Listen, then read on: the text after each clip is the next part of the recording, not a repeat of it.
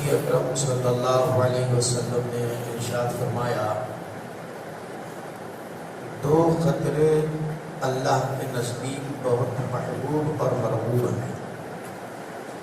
ایک اللہ کے خوف سے نکلنے والا آنسو کا قطرہ، یہ اللہ کے پاس بہت محبوب اور مرغوب ہے۔ اللہ کے رسول صلی اللہ علیہ وسلم نے اس کی مثال دے کے فرمائے، جس طرح بکری کے تھن سے دودھ نکلتا ہے، اندر واپس جانا ناممکن ہے، تو اسی طرح سے اللہ کے خوف سے رونے والا بندہ بھی جہنم میں جانا ناممکن ہے، اور اللہ کے خوف سے نکلنے والا آنسو کا قطرہ اللہ کو بہت محبوب ہے۔ اور دوسرا، اللہ کی راہ میں جو شہید ہوا ہے، اپنی جان کی بازی لگایا ہے، تو شہید کے خون کا قطرہ بھی اللہ کو محبوب اور پسند ہے۔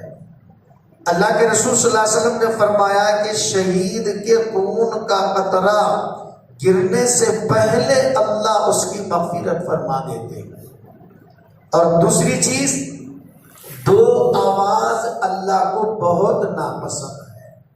جیسے دو قطرے اللہ کو پسند ہے، تو دو آواز بھی اللہ کو ناپسند ہے۔ ایک خوشی کے موقع پر گانے کی آواز اللہ کو پسند ہے، اور دوسرا غمی کے موقع پر رو کرنا، آواز سے رونا، چیخنا، پکارنا، یہ بھی اللہ تبارک و تعالیٰ کو پسند نہیں ہے۔ اور اللہ کے رسول صلی اللہ علیہ وسلم نے فرمایا کہ خوشی کے موقع پر نہ گانے کی آواز پسند ہو، غمی کے موقع پر نوح اور ماتم اور چیخ پکار کے رونا تو مرنے کے بعد تو رونا تو اللہ کی رحمت ہے۔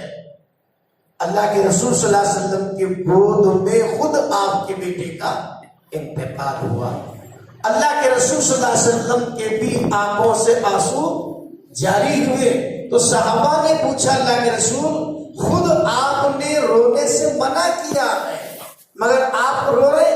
تو آپ نے فرمایا کہ میں چیخ اور پکار کے رونے سے منع کیا ہوں، اور اس طریقے کے رونے سے میں نے منع نہیں کیا ہے۔ تو جیسے عام طور پر جیسے چیخ کے پکار کے بالا پوچھتے ہوئے اور اللہ کی شان میں تانا دیتے ہوئے، اس طریقے کا رونا اللہ کو ناپسند ہے۔